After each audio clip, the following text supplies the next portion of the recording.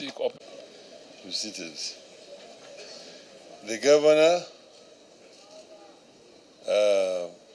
Mama Kisumu, all protocols observed, ladies and gentlemen. I am very delighted to have opportunity to be here this morning. I feel very nostalgic standing before you here to talk about what in Kisumu. Because, you know, not far away from where I'm standing, behind here, is the Kalonzo estate. I saw the MCA of this what is called?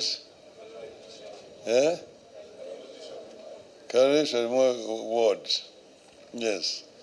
That is where I was actually brought up, in Kalonzo. And water was a problem, but there's water within the estate. There are water kiosks. So people used to go and buy water.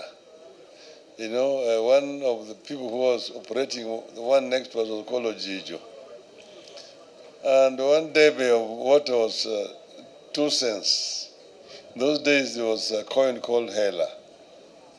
So a debe was 2 cents. And they would charge you 1 cent to bring it home. But otherwise, you'd go and buy it there and bring it home. But it was always available there. You also had public latrines or toilet, bucket latrines, which were constructed. And people would go there, and in the evening, there would be a cart, ox-drawn cart, which was coming to collect the waste. And you see, these people were living not far away from near where Fafa Hall is. They had been brought in from Uganda, because the local community would not do that job. They were called the Joakele Wakidi.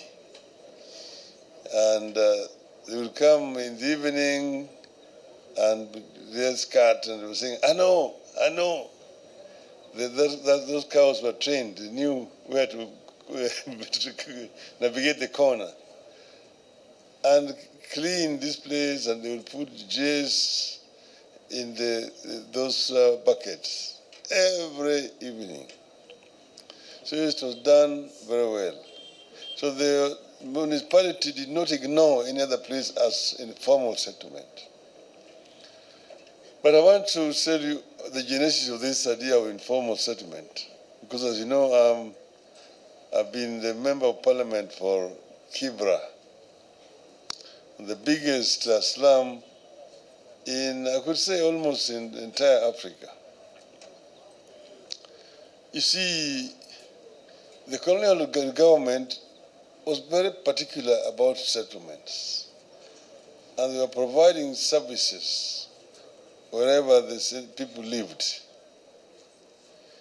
But after independence, because there was this influx of people moving from rural areas into town, rural-urban migration is a universal phenomenon.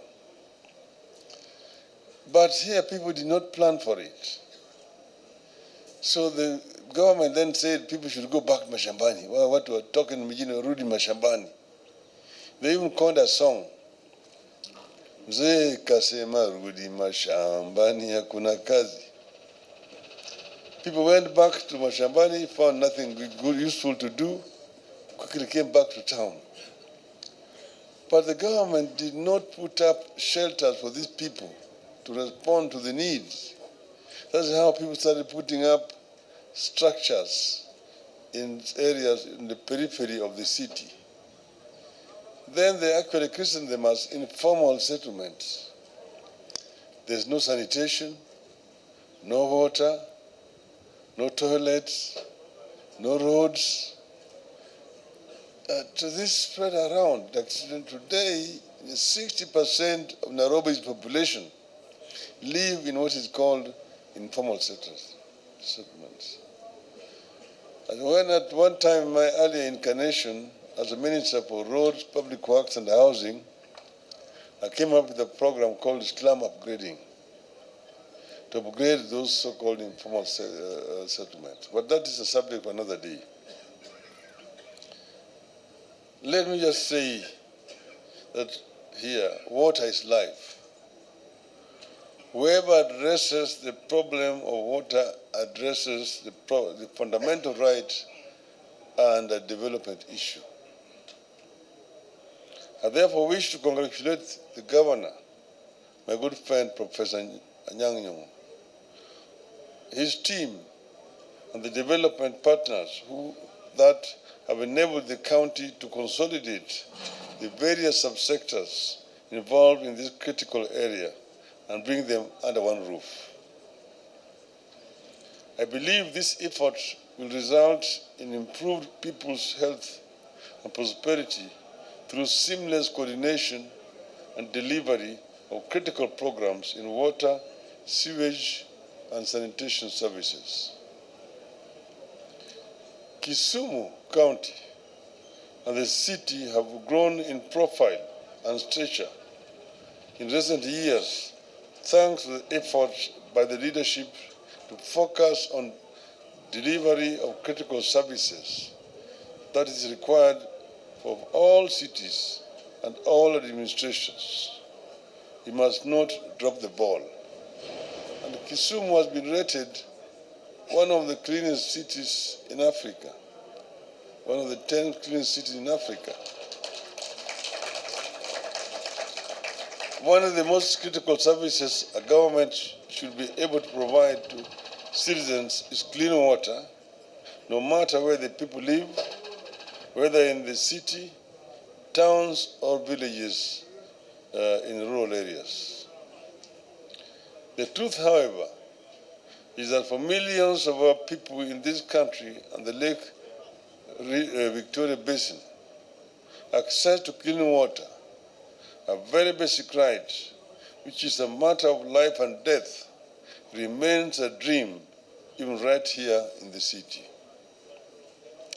The result is that diseases like cholera and diarrhea are still claiming lives and continue to be leading causes of mortality, particularly among children. I therefore commend the county for every effort to consolidate and expand the provision of water and sanitation services. And I was very particular during the briefing session before we came down here. You are not just looking for water for drinking. The value of water in the economic chain is long. Our women need to deliver in facilities with water and sanitation, which also give the newborn babies a realistic chance to survive. Industries need huge quantities of water to operate. Any investor who wants to come to invest in Kisumu will look for two things: energy and two, water. You have sufficient water. Those are factors which helped to make decisions. Investment in water and sanitation, therefore, make for very good economics. The World Health Organization estimates that the economic return on sanitation spending is $5.5 for every $1 invested, making it among one of the largest development dividends of any single intervention in people's lives. In this regard, therefore, I want to encourage Kisumu and all our counties to invest in water recycling, which means cleansing wastewater to make it reusable, and also invest in rainwater harvesting. There is no point whatsoever for a heavy rainfall to cause floods, only for a brief drought to cause an acute water shortage. Nyando is a good point. With adequate investment and planning, you can make water readily available when or where it is needed. We therefore also need to invest in the quality of the water environment of the regions, these rivers and lakes, which have been severely polluted by social and economic activities. This will give new lease of life to other water-based activities like fishing and farming. For instance, when we talk of reforestation, let us think of restoring not just the hills and mountains, but also restoration of the indigenous plantations of our river and lake basins that support the natural breeding of fish. Our counties, therefore, need to champion the planting of wetland plants like Odundu, Asao, Togo, etc., to safeguard these water bodies to protect sustainable fishing and other economic activities. For all this to succeed, we need to invest in forward planning. Cities, regions, and countries that succeed are those that invest in and respect the results of planning. Over a prolonged period running into centuries, cities like Paris, Berlin, London, Washington, D.C., and Tokyo, among others, have been able to retain their identity and provide critical services like transportation, health, water, sanitation, energy, education, and fiber optics because they embrace planning from the start and stuck to it. In these cities, the bus stage, the fire station, the train station, the hospital, the university, the recreational park, the social hall, the cinema hall, all remain where the planners designated them to be, and all serve the purpose they were meant to serve. In these cities, you cannot turn a residential area into a commercial center. You cannot create your own bus station or build a house where a sewer plant was meant to be. You cannot turn a pedestrian walkway into a market or turn a public market into a private business, and you cannot turn a cinema hall or a park into a private business or a church. That is the way it should be. That is the way Kisumu must be. Everything in its right place. Today, our greatest source of failure as a country is not the lack of funds, personnel, or knowledge. It is the lack of planning. Our cities are clogged by traffic because we have created bus stages where they were not supposed to be. We have created markets where they were not supposed to be. Sewage systems are not working because we built on, clogged, or broken them. I know this from experience in this city. When we started cleaning this city with the former mayor, who is now a member of parliament for Kisumu Town East, we found people had turned public toilets into residences. Currently, Nairobi is mourning its dead and treating hundreds of injured because the city ignored planning and allowed a gas filling plant where none was supposed to be. Even our roads as a country have become death traps because planning was long discarded. Every bus or matatu owner wants to create its own stage, decides when to leave Nairobi or for Kisumu, or Kisumu for Nairobi, when to arrive and when to embark on the return journey. Our cities and towns need investment both local and foreign.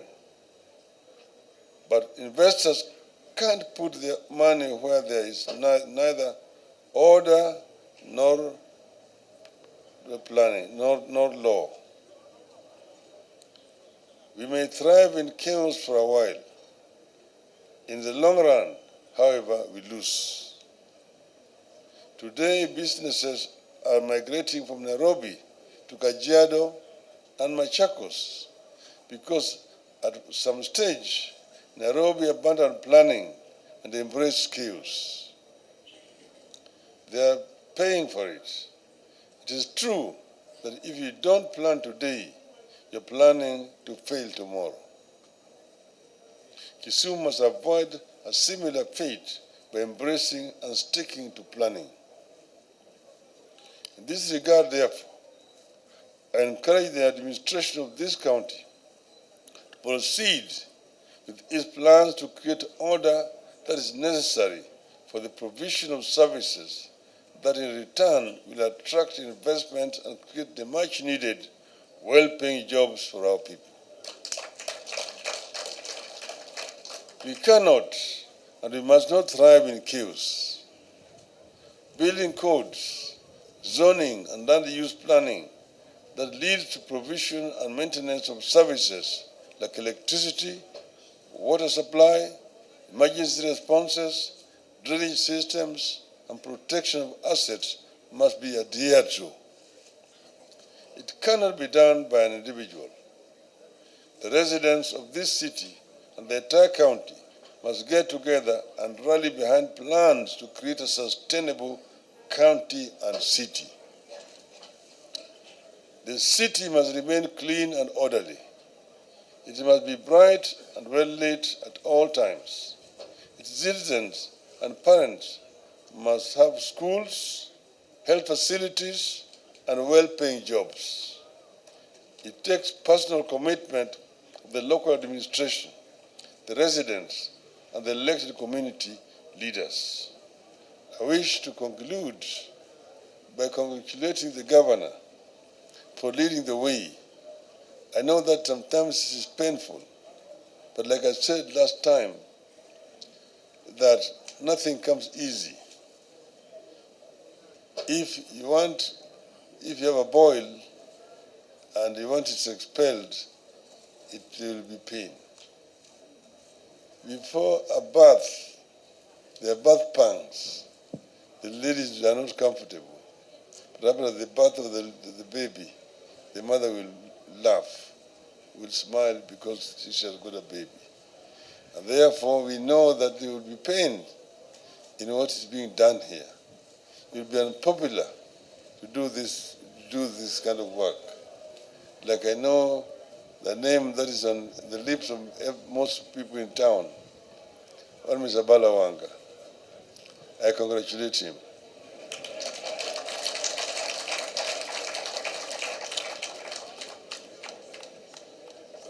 It can be done and it must be done. Thank you very much.